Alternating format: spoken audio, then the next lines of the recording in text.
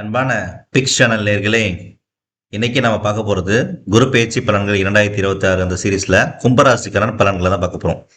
கும்பராசியை பொறுத்தவரையும் உங்களுக்கு 3 விதமான மிகப்பெரிய ஆரோக்கியமான பலமான ஒரு நல்ல விஷயம் உங்களுக்கு நடக்க போகுது. ஒரே ஒரு விஷயத்துல மட்டும் நீங்க கவனமா இருந்தா போதும். அந்த ஒரு விஷயம் என்னன்றதை நான் சொல்றேன். அதுக்கு முன்னாடி நம்மளுடைய 3 முக்கியமான விஷயத்துல உங்களுக்கு எண்ணற்ற பலன்கள் கிடைக்க போகுது. அதை பத்தி நம்ம பார்க்க போறோம். கடந்த 5 வருடமா பார்த்தீங்கன்னா 7.5 சனி நடந்துட்டு இருக்கு. ஒவ்வொருத்தவங்க அவங்கவுங்க ஏஜுக்கு ஏற்ற மாதிரி உங்களுக்கு பலன்கள் கிடைச்சிருக்கும். அதாவது உங்களுக்கு சிக்கல்கள், சஞ்சலங்கள், மனசஞ்சலங்கள் இதெல்லாம் நடக்கலாம். அதே டைம்ல கல்யாணம் ஆகாதவங்களுக்கு கல்யாணம் நடந்திருக்கும், புது தொழில் கிடைச்சிருக்கும், புது உத்தியோகம் கிடைச்சிருக்கும், ஃபாரின்ல ஜாப் கிடைச்சிருக்கும், புது இடத்துல வீடு மாறி இருப்பீங்க, புது வீடு கட்டியிருப்பீங்க, புது இடம் மாற்றம், ஊர் மாற்றம், உத்தியோக மாற்றம், இது எல்லாமே இந்த 5 வருஷத்துல நடந்திருக்கும். அப்படி நடக்கல இந்த 2 வருஷத்துக்குள்ள நடந்துடும். இது எல்லாமே சனி பகவான் உங்களுக்கு புது விதமான உணர்வுகளையும் புது விதமான நபர்களை சந்திக்கவும் வாய்ப்புகளை கொடுப்பார். அப்படி கொடுக்கும்போது அந்த நபர்கள் மூலமாக நீங்கள் அவங்க கூட எப்படி நீங்க வந்து இன்ட்ராக்ட் பண்றீங்க, அவங்க கூட நீங்க எப்படி பிஹேவ் பண்றீங்க, எப்படி வந்து நீங்க பக்குவமா டீல் பண்றீங்கன்றதை உங்களுக்கு டெஸ்ட் பண்ணுவார். இதுதான் அந்த 7.5 சனி. இந்த 7.5 சனி காலகட்டத்தில் உங்களுக்கு நிறைய விஷயங்கள் நடக்கும். இந்த லாஸ்ட் 2.5 வருஷம் பார்த்தீங்கன்னா உங்களுக்கு வந்து பாத சனி, ரைட்டா? அந்த பாத சனியில ஒரு வருஷம் இப்ப குரு பகவான் உங்களை பாதுகாக்க வரார். கடந்த அடுத்த 1.5 வருஷம் மட்டும்தான் இந்த மனசஞ்சலங்கள் இருக்கும்.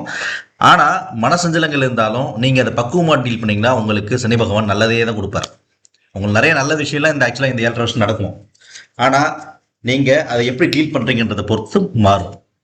சரிங்களா? நான் என்னடா சனி பயிற்சியே சொல்லிட்டு இருக்கேன்னு நினைக்கலாம். ஏன்னா இப்ப பாதிப்பு உங்களுக்கு சனி பயிற்சி மூலமா தான் இருந்திருக்கும். ஆனா இந்த ஒரு வருஷம் குரு பகவான் சனி பகவானை நேரடியாக 9ஆம் பார்வையாக பார்க்க போவதனால் உங்களுக்கு பலன்கள், நற்பலன்கள் மட்டுமே நடக்க போகுது அடுத்த ஒரு வருஷத்துக்கு. அதுக்காக தான் இவ்வளவு தூரம் நான் சொல்ல வந்தேன். உங்களுக்கு பொதுவா குரு பகவான் பார்த்தீங்கன்னா 2க்கும் 11க்கும் அதிபதி, முழு நல்ல கிரகம், உங்களுக்கு சுப கிரகம் சொல்லலாம். ஏன்னா தனஸ்தானாதிபதியும் அவர் தான், லாபஸ்தானாதிபதியும் அவர் தான். கும்பராசிக்கு குரு பகவான் கொடுக்கலன்னா வேற யார் கொடுக்க முடியும்? அப்படிப்பட்ட குரு பகவான் 6ல் மறைஞ்சிட்டாரு அப்படின்னு நிறைய பேர் சொல்லுவாங்க. அது தவறு. 6ல் உச்சமடைஞ்சிருக்காரு. அவர் எங்க உச்சமடைஞ்சா நமக்கு என்ன? 6ல் உச்சமடைஞ்சாருன்னா எங்க உச்சமடைஞ்சான்னு? 6ஆம் அதிபதி உச்சமடைஞ்சாதான் பிரச்சனை. அந்த பிரச்சனை எல்லாம் இவங்க நிறைய பேர் தவறா சொல்லிட்டு இருக்காங்க. 6ஆம் இடத்துல குரு பகவான் உச்சம் அடைவதுன்றது 6ஆம் அதிபதி உச்சம் அடைவது அர்த்தம் இல்லை.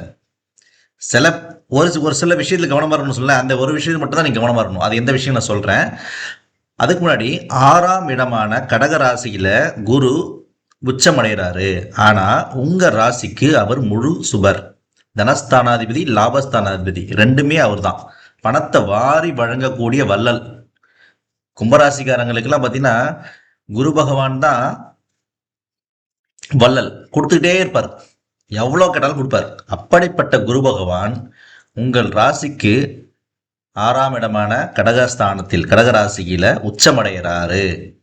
கடந்த 12 வருஷத்துக்கு முன்னாடி 2014-15 காலகட்டத்தில் என்ன நடந்துச்சுன்னு யோசிச்சு பாருங்க. உங்க லைஃப்ல கும்பராசிக்காரங்கெல்லாம் மிகப்பெரிய லாபங்கள்லாம் உங்களுக்கு அந்த டைம்ல கிடைச்சிருக்கு. கண்டிப்பாக நீங்க யோசிச்சு பாருங்க. தசாபுக்தி வீக்கா இருந்தா கூட ஒரு சின்ன லாபத்தையாச்சும் உங்களுக்கு கண்டிப்பா கொடுத்துருந்து பாரு அந்த காலகட்டத்தில். இப்ப தசாபுக்தி உங்களுக்கு வலுவா இருந்தா இன்னும் அதிர்ஷ்டமான லாபங்கள் எல்லாம் நீங்க பார்க்கலாம். மிகப்பெரிய யோகம்லாம் உங்களுக்கு இருக்கு இந்த ஒரு வருஷம். உங்களுடைய தசாபுக்தி என்னன்றதை நீங்க கேளுங்க. அதுக்கு தகுந்த மாதிரி பலன்கள் மாறும். அதை நான் கமெண்ட்ஸ்ல உங்களுக்கு சொல்றேன்.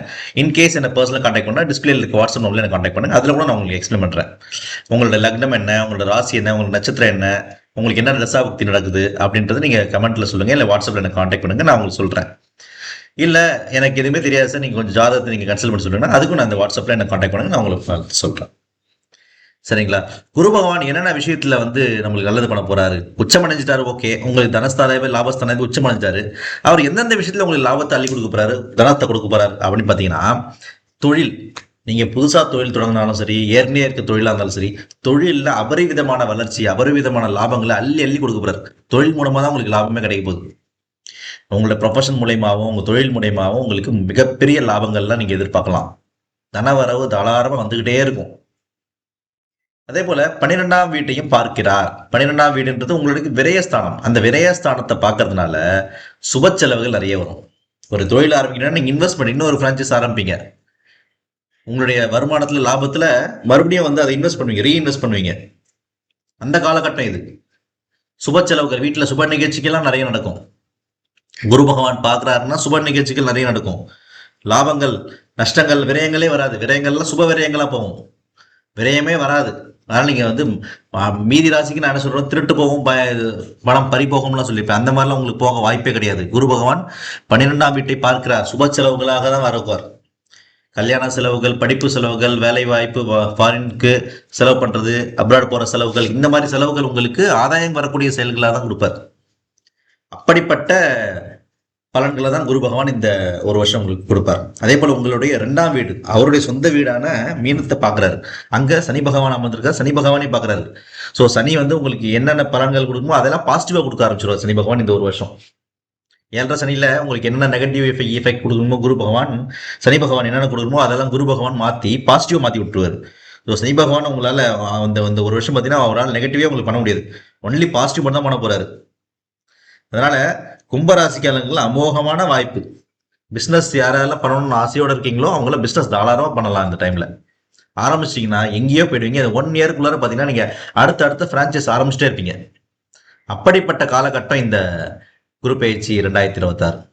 ஸோ அதனால் கும்பராசிக்காரங்களாம் தயவு செஞ்சு நீங்கள் வந்து எதிர்மறை எண்ணங்களை விட்டு நேர்மறை எண்ணங்களை மட்டும் வச்சுட்டு திருச்செந்தூர் முருக பகவானை வணங்கிட்டு அங்கே குருஸ்தலம் தானே, இந்த குருஸ்தலத்தில் போயிட்டு வழிபட்டு வந்து உங்கள் தொழிலை ஆரம்பிங்க.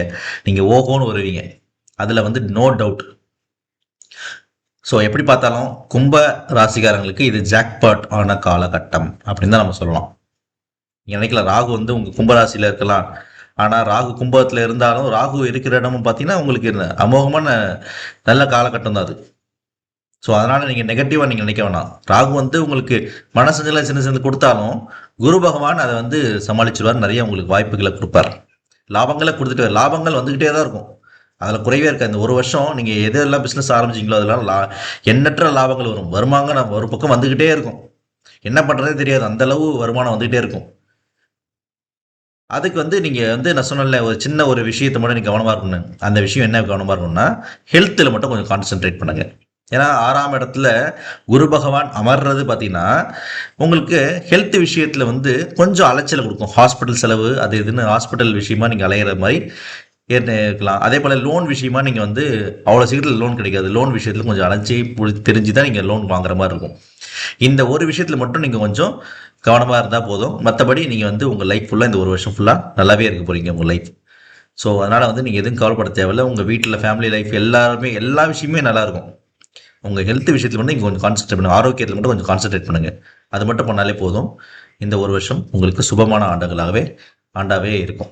சரிங்களா? வேறு ஏதாச்சும் டவுட்ஸ் இருந்தால் எனக்கு காண்டாக்ட் பண்ணுங்கள். இதே போல் வந்து மேஷ ராசியிலிருந்து மகர ராசி வரை இருக்கிற அனைத்து ராசிக்குமே வந்து ஏற்கனவே வீடியோ பிளேலிஸ்ட்டில் இருக்குது. பார்த்து தெரிஞ்சவங்க ஃப்ரெண்ட்ஸ் சர்க்கிளுக்கு ஷேர் பண்ணிக்கோங்க. ஃபேமிலியாக இருக்காச்சும் வேணும்னா ஷேர் பண்ணிக்கோங்க. அண்ட் மீன ராசிக்கு அடுத்த வீடியோவில் பார்க்கலாம். நன்றி, வணக்கம்.